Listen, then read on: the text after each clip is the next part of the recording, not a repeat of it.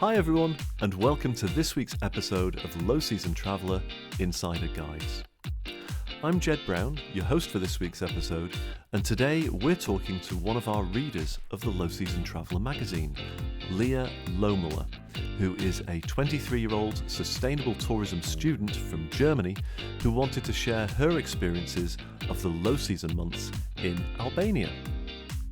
You can read the full account of Lea's experiences in Albania and indeed see some of Lea's wonderful images taken during the low season months in this month's edition of the Low Season Traveller magazine.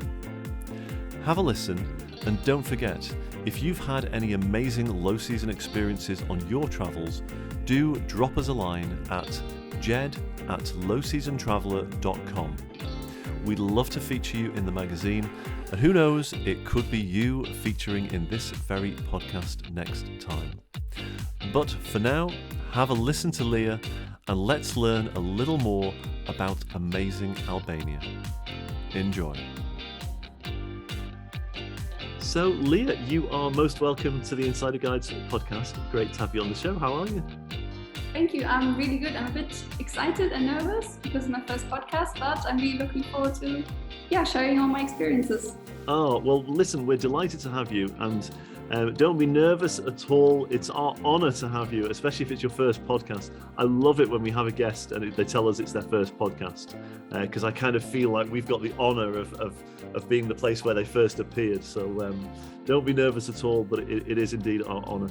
So I guess, first of all, tell us a little bit about yourself. You feature in our magazine, which is coming out in the next week, actually, through your low season travel to Albania. Tell us how you came to be going to Albania in the low season months. And when are the low season months in Albania? I am in Albania still. I was there in February.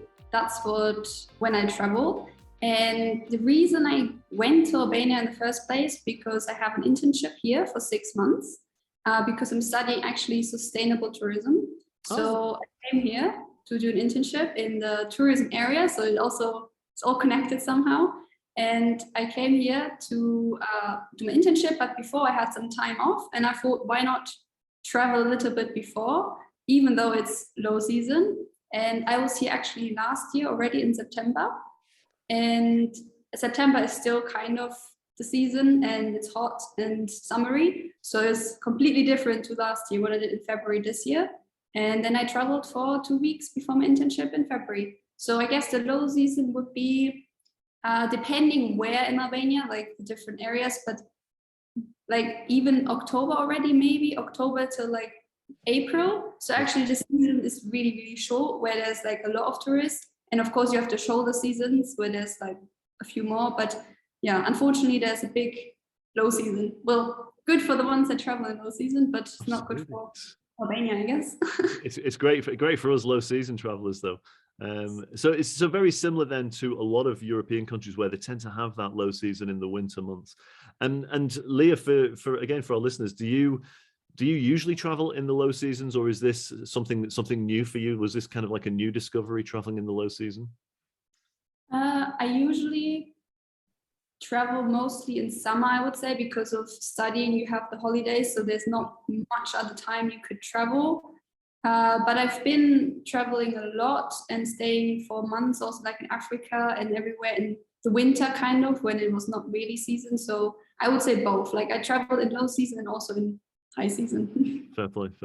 So tell us a little bit about what is the low season in Albania. What's the experience like? Tell us about what you got up to. It's, I think, completely different to the summer. Like now I'm here in summer and you see tourists everywhere. In winter, we met some, but mostly we were the only ones, like on hikes or in cultural sites or in the guest houses. And it makes you feel quite special, especially when you come up to a guest house and they're like super surprised that you want the room. They're like what you're doing here in winter. And then they're super welcoming and open and make everything happen for you. Like they bring heater and food and just make you feel really welcome. And I feel like in summer you don't really have this because they are fully booked mostly, so they don't really care that much if there's like one person more or less. And also the hikes, you don't meet another single soul, so it just feels like you're out there, and it's just so beautiful. And yeah, I mean, in low season here you can't really go swimming like in the sea. I mean, you can, it's just really cold. Like in summer here usually everyone goes swimming, but in winter you have other opportunities like going swimming in hot thermal springs, for example. So you have the chance to go swimming even in winter. And we were like at one thermal bath and we were the only ones there, and in summer it's super crowded, so you have these opportunities that you just don't get in summer. Absolutely. Yeah. These thermal baths, I'm kind of curious on this because I've seen these thermal baths that they have in Iceland and places like that. Is that what it's like? They're heated geothermally through nature, and they're just in the open air, and you just rock up and jump in. Is that it? Yeah. So the one I've been at is Benya Baths. It's called Benya, and there is now kind of like a pool that's built around it, but the actual spring is natural, but there was not enough depth to go swimming, kind of. So they built like a stone pool, but it's still, the water is still natural. It's rich of sulfur actually, so you shouldn't actually stay in too long either. But it's all natural, and that place has quite a lot of springs, like with different temperatures along the river, and it's all natural. And there's quite a few of them in whole Albania, but I'm not sure about the others if they're still out in the nature. There was some that they built like a thermal swimming pool kind of, like with a house. But yeah, that was all nature and with beautiful views around on the mountains, so you can just soak in this hot bath while looking at the snow-capped mountains around you. It was amazing. Sounds lovely. Under the stars as well. Wow. Well, we were in that night, but you can actually camp there because in Albania you can camp wild, so it's not a problem. And there's amazing spots to camp. Like if you have a tent or a camper van, you can camp literally almost right next to the baths. And there was actually a family that did that, and then you just go swimming, I guess, morning, afternoon, night, whenever you want. Oh, that sounds absolutely perfect. Do the local Albanians, do they use the baths? When I was there, like there was a group coming, they were Albanians. So I think yes. I think especially when it's low season, I guess that Albanians go there because they know about the place and they know that no one's there, so they use these things as well. Yes. Yeah. And tell us a little bit about. I've never met anybody from Albania. What are the Albanian people like? Because one of the reasons that a lot of us love to travel in the low seasons is because we can, we can get to know the locals a little bit because they've got more time because they're not as busy with all the tourists and everything else. What are the Albanian people like that you met on your way? That's a really good question, because I think one of the reasons that people should come to Albania is because of the people, because they are absolutely friendly, hospitality friendly, like hospitable.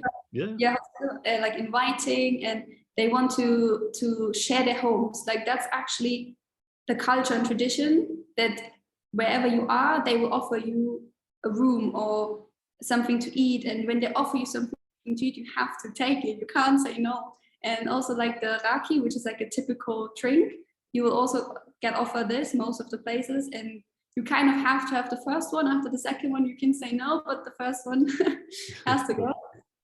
So yeah, the people are really, really friendly, and it's a shame a little bit because I feel like I can only talk about Germany. I guess it's the same in other countries in Europe, but we have a stereotype of Albania, like completely wrong of what it actually is.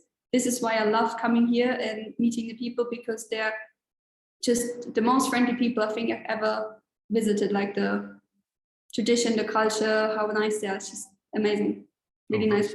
That's wonderful to hear. It's interesting, actually. I've spoken to a few people just recently, sort of friends and family, just leading up to this podcast, actually. And I was asking them, what they think of the Albanians and what they think of Albania. And they just don't know anything about Albania. Actually, I think a lot of the UK, certainly the tourism market, seems to be a little bit oblivious to it. I will give the caveat, my brother and his wife did go to Albania a few weeks ago, And they said, yeah, it absolutely kind of blew them away. It was way beyond any expectations that they had. Like you were saying, in terms of the hospitality of the people, they said that it was really quite something else, actually. I guess because of the history, because it was like locked away kind of during communism, that especially the older generation, it's not really on the mind, like mental map. Albania, it doesn't really exist in a way. And then if you think it exists, you don't really know what is there, how it's like, and maybe you're a bit suspicious about going. So yeah, I didn't really know the first time I came what to expect, but sometimes it's good to have no expectations and then you'll be positively surprised. 100%. I love that, Lea. I love that. That's genuinely, that's what I always try and do, is I try to have no expectations whatsoever. And then I always figure I'll find out when I go. So I kind of, when we're talking about doing a trip, I do a little bit of research, but not much deliberately, because I want to kind of figure it out for myself, and I want to sort of find out for myself, because you don't want to have these kind of preconceived ideas or biases, I suppose, for want of a better word. Tell us a little bit about Albanian food. I'm only saying that because I'm hungry right now, Lea. So food is on my mind. What's the food like in Albania? It's actually really good. Like they have a lot of traditional meals, and every region or even city or part of Albania has like different types of food, especially compared to the other countries around. For me, at least, when I went to like Montenegro or Macedonia, it's not the same. I mean, I wasn't there long, so I don't know that much. But Albania has really specific, typical food. It's a lot of meat, unfortunately. So for me, as a vegetarian, it's a bit difficult, but it's definitely manageable. If you're vegan, it gets a bit harder because it's a lot of milk products, cheese, all these things. So you can manage, but it's definitely hard, especially if you go to the mountain areas, the rural villages, then it gets a bit difficult. But for example, they have fagesa, which is like a typical cheese dish that they eat with like, there's like peppers inside and then you eat it with bread. They also have a burek, which is known also from Turkey. I mean, I think also a lot of influence from the Ottomans because they were here like 500 years. So some foods probably are maybe a bit influenced by that. They also have like pitola, which is like kind of like a donut, people say, which is like usually for breakfast. You can have it with like cheese and honey or marmalade, and that's for breakfast. So it's super nice, especially when you go on a long hike. And other things people know is like yaprak. It's like wine leaves, and it's rolled, and then there's like rice inside, sometimes meat also.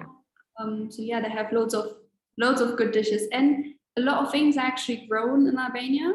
Like a lot of the food you get is actually grown at the farm nearby, or at least in Albania, because they have a lot of agriculture. So a lot of fruit and a lot of vegetable comes from here, which is really nice, I think. Absolutely, it is. I love that. For anybody out there that's sort of, maybe listening to this thinking, okay, I could be interested in maybe trying a short trip to Albania. What would be the starting point? What would be the first place that they should consider going to and spending time in if they were to go to Albania to give it a try? I guess you come to Tirana, the capital, because there's the airport, so you kind of have to come if you fly here. Some people also come off the ferry from Italy, so you can go to Durrës, which is like the main coastal city near Tirana. But in general, Albania is quite small, so you can travel quite well to every place from Tirana. The roads are not that good, so sometimes it can take longer than you think. But yeah, I would say you start in Tirana, and then from there you can maybe do a little trip in the Northern Alps, to do some outdoor things like hiking, or there's also rafting, loads of mountain biking, loads of things you can do there. Or you can also go to the south more, and you have like Ottoman cities like Berat or Shirokastra, or the coast with all the amazing beaches. So you can do loads of different things from Tirana. Yeah. Fantastic. It sounds wonderful. It's somewhere that's definitely on my radar for visiting at some stage in the future. That's about all we've got time for this week, Lea. I want to thank you so much for taking the time to speak with us about your experiences, and indeed for sending in your story, which features, of course, in the Low Season Traveller magazine, which will be out, like I said, in the next week or two. What's next for you? You're currently studying sustainability? Sustainable tourism, that's the... Sustainable tourism specifically. Very good. So is there anything that you can share with us about sustainable tourism that we need to know about? Is there any hints and tips for best practice, how I suppose we can all travel a little bit more sustainably? Yes. I guess in general, you can try and use public transport, for example, that will help decrease CO2. If you see rubbish, try and pick it up, especially in Albania, there's a big rubbish problem. So take your rubbish with you, don't throw it into the nature, take it with you. If you see some, just pick it up. It doesn't matter if it's yours or not. And try to engage with the locals, try to like traditional things to keep these traditions alive, and do outdoor things, I guess. That's like the easy things you can do.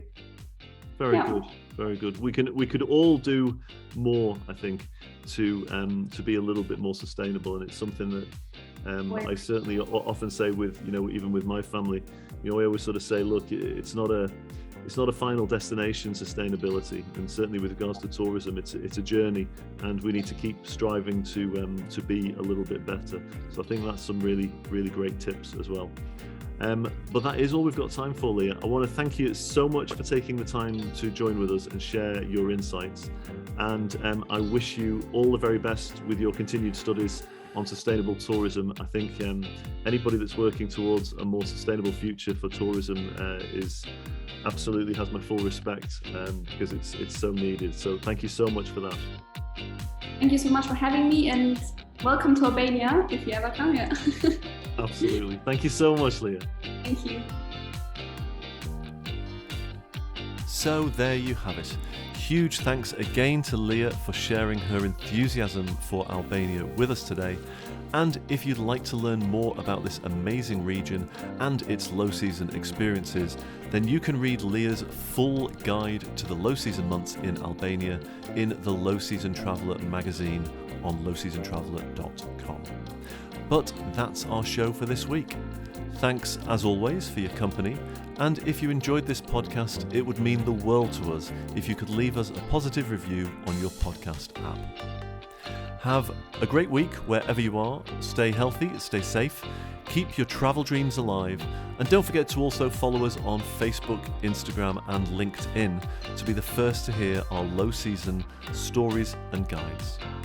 Finally, remember that travel is always better and fairer for the planet, the local communities, and you, the travellers, when it's without the crowds.